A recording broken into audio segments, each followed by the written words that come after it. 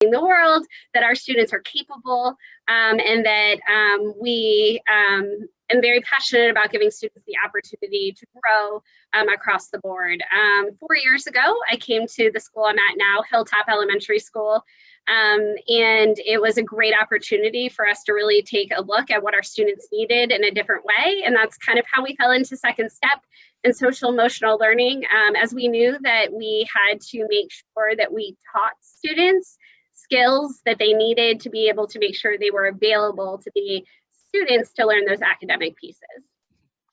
Cool. So, and I've heard just a little bit about the work that you're doing with your students from some of my colleagues, but not a lot. And I'd really like to hear more about some of the ways that you're using Second Step and social emotional learning to support your kids' well-being. So is there any, yeah, go ahead. Very good.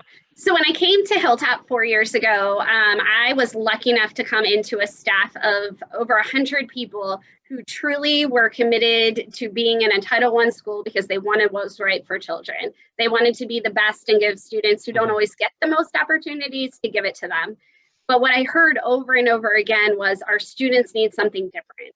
Our students struggle to be able to put aside what's happening at home and some of those traumas that they're managing in their everyday lives, and come to school and behave, quote unquote, as students behave, right? To be able to really be available for that learning. And we were seeing behaviors and we were seeing needs, and we were grappling with a curriculum that we wanted to be able to do in its entirety, but we were missing something. And so after my first year there, I said, let's do something different, right? Let's ask for forgiveness. Let's get permission. So let's try something different. Cool. And so that work really started around, we had focus groups come together. We really looked at the Second Step curriculum, and we really thought about, we're teachers. This gives us an opportunity to do what we know how to do. We know how to teach, right? I don't know how to fix everything that happens outside of our walls, and most of us don't. But I do know how to teach. And our teachers know how to teach. And I would argue that in Title I schools, we've got some of the best. And I know I sure do at Hilltop.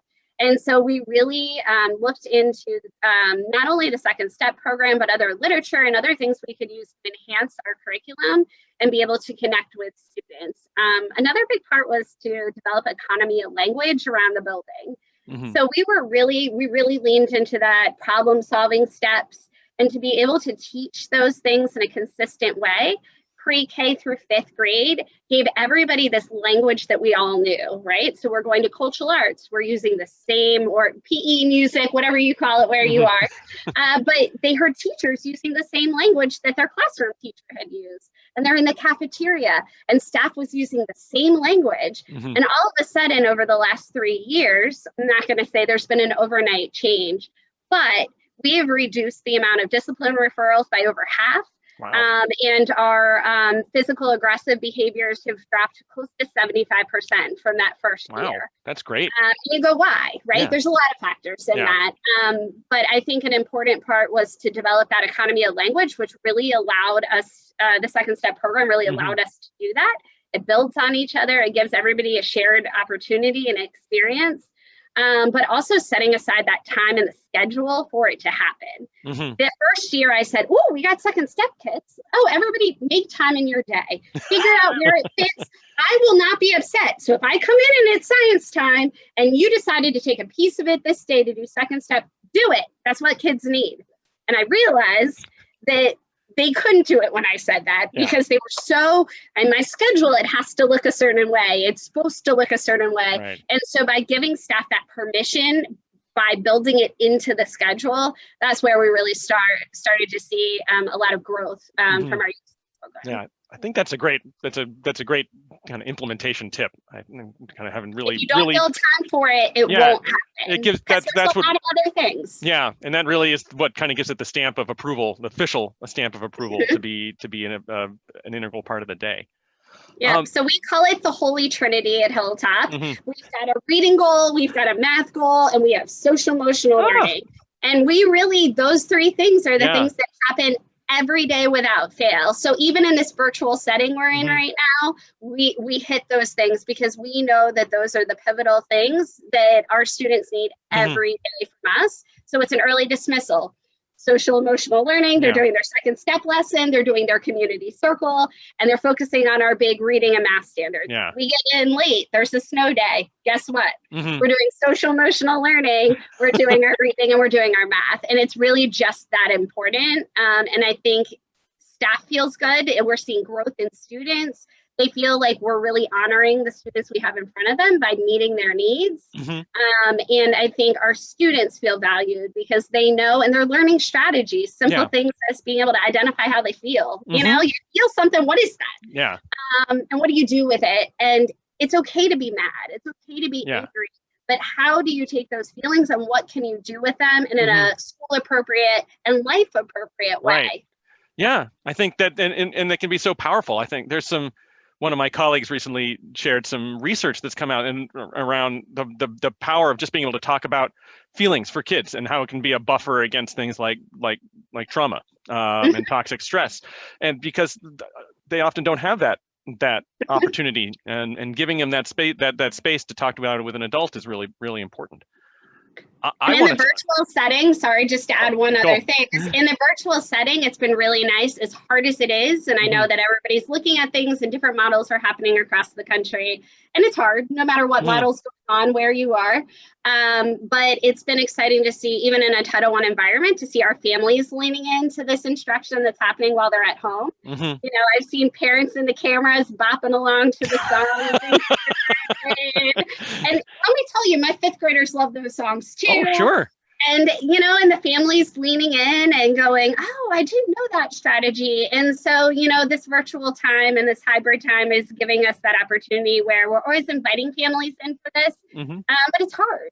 Yeah. But now they're next to them and they're getting to see it and they're being able to really, I've gotten email after email and phone calls from families saying, thank you for giving them strategies. Thank you for teaching them this. And so that's another really great part in these trying times. Yeah. I just wanted to circle back to a second for something that you talked about right at the beginning, and it was, you talked about kind of integrating literature into the second step program, and I was wondering if you could talk a little bit more with that, about how you were modifying the program or supplementing the program. Absolutely. So the spring before we went full school implementation with it in the schedule and everything, I, at a faculty meeting of 120 people, said, this is something I've heard you this year. I've heard you loud and clear, and I know this is something we need to do. So I want you to know that we're going to do this. And I said, is there anybody, you know, let me know after the meeting, is there anybody who would be interested in being a part of a small group to really look at how we're going to do this, how we're going to incorporate it into what we're doing in our county, because we've got an amazing curriculum. I mean, we really do. So how can we tie these things together? And I had over 80 people on my staff come talk to me about it. That's how important it was at Hilltop. And so we developed different teams to really look at where can we make natural ties. Well, read alouds. I mean, who doesn't love a read aloud? So we were able to tie some of the literacy standards to be able to have students listen to and read stories that aligned with the different units in second step. We created a lending library in our media center. We weren't able to buy all books for everybody, but we have a lending library, and they really have a selection of texts that have been marked for each of their units in second step. And we've had teachers go through and mark in the text of stop and turn and talk opportunities. Oh, cool. Able for them to be able to stop and talk about second step type, you know, what's the character feeling? What would you do? What's a problem solving strategy you learned that would have helped the character in the story, kind of things. But it's also getting them to, well, where in the story did it tell you to do that? Reading Anchor Standard 1. And being able to go in and really integrate that. Okay, so support your answer with text evidence. Okay, what in the story told you that they were upset? So there were some natural organic connections that we were able to really tie together. And so again, it's not a separate, right? It's part of what we do, and it's all integrated. And it really starts with how we're feeling and how we're processing and how that impacts our ability to connect with the work of school. And I love that the note you said about how your teachers were going in and they were marking it up for each other, so that when the next teacher picked up the book, they would have some notes on to follow when they were using it. That just feels like such a neat way to essentially crowdsource and build up connections between the second staff. step program and other literature that you're using. It does, and it gives them different ideas, and they put their grade levels next to it. And it's amazing how one story can bring so much to students at different grade levels, even, and being able to tie those connections. So it's been very unifying on our staff, and it's been good steps for us. That's really cool. So we're getting close to the end of our time here. I don't want to take too much of your time up, but because I know that you're super busy right now, but I just wondered if you had just a little bit. If there's a lot of people listening who I think would probably like to try some of the stuff that you've been doing, or are in a similar place that you were a couple of years ago with your implementation. I'm wondering if you have like a word or advice or something that you wish you knew when you started in on this that you'd like to share.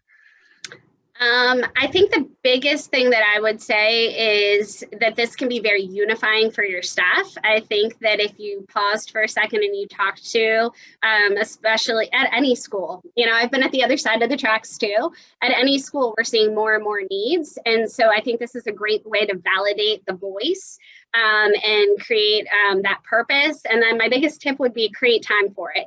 You can give permission for anybody to do something, but unless you're going to build in the time for it, you're not sharing and you're not saying that this really is valued, right? And so if we're going to say that we're going to grow the whole child and we're going to teach them skills that they need to be able to better adapt, not only in school, but in their lives, that we have to build the time in it for it. And it pays in spades. So it's worth the time you put into it.